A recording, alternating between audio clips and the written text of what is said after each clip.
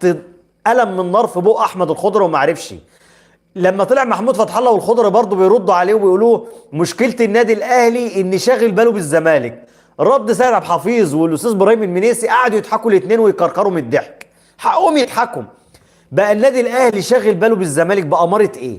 ده قناه الزمالك فاتحه 24 ساعه على الاهلي. بالبلدي قناه الزمالك فاتحه 24 ساعه على الاهلي. فرد سيد عبد الحفيظ امبارح كان مقنع جدا وخلى الخضري ما يعرفش يرد لا من فوق لتحت. ومن كتر رد وعنفان يعني عنف سيد عبد الحفيظ في الردود كان مشخبط لدرجه ان طلع الورقه امبارح ابراهيم فايق.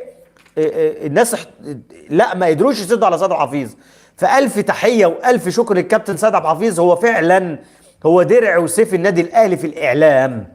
وهو قالها بنفس اللفظ، قال اللي انا قلته، قال لازما كله النادي الاهلي يطلع يرد على اي واحد يتكلم كلمه غلط في حق الاهلي. وقال بنفس اللفظ برضه يا ريت اي اهلاوي يرد على اي مشكله في خصوص النادي الاهلي. فده كان درع وسيف النادي الاهلي. الكابتن سيد عبد الحفيظ كان درع وسيف النادي الاهلي.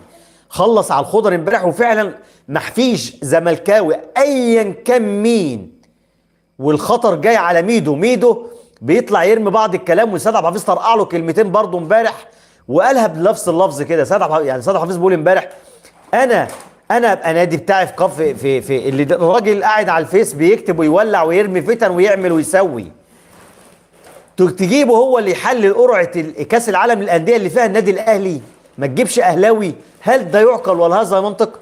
طبعا ما فيش حد عرف يرد، لا ابراهيم فايق ولا اي زملكاوي قاعد عرف يرد.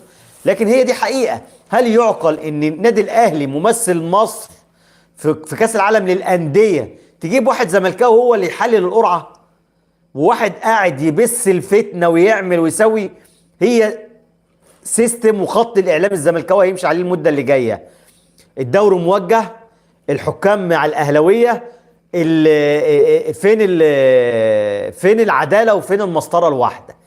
كل ده خدها بقى مني دغري وخدها مني كلام، وقلتها النهارده في شورت على القناه.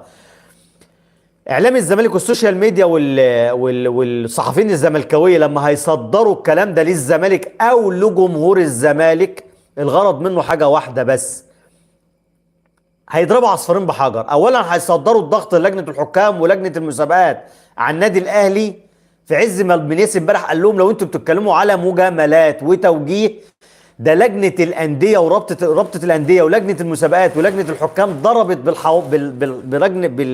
باللوائح عرض الحائط لما لغت عقوبه الزمالك واستبعاد جمهوره لمده مباريتين وعدل اللائحه عشان خاطركم.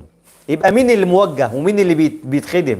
وسيد عبد الحفيظ قال له بنفس اللفظ، قال له انا خسرت 50% من نقطي، خسرت اتعادلت 5 ماتشات. انت لو انت راجل فت ما انتش عارف تركب الدوري ليه؟ انت بتعايرني بعجزك على حسابي. يعني فعلا والله، يعني الاهلي يخسر، يعني يتعادل 5 ماتشات يخسر 10 نقط في المسابقه، والزمالك ما زال بيخسر نقط وبيتعادل وبيخسر مباريات.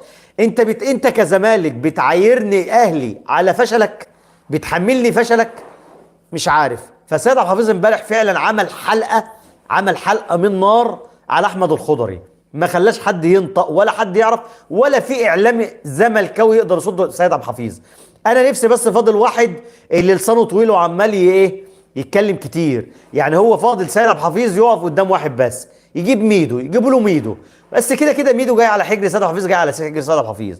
مصير هتحصل المواجهه، وصدقني ميدو يعني العالمي والكلام ده كله ما هوش هيقدر يسد قدام سيد عبد الحفيظ. فاذا هو سيد عبد الحفيظ الدرع والسيف الوحيد في الاعلام ضد النادي الاهلي في الاعلام المصري.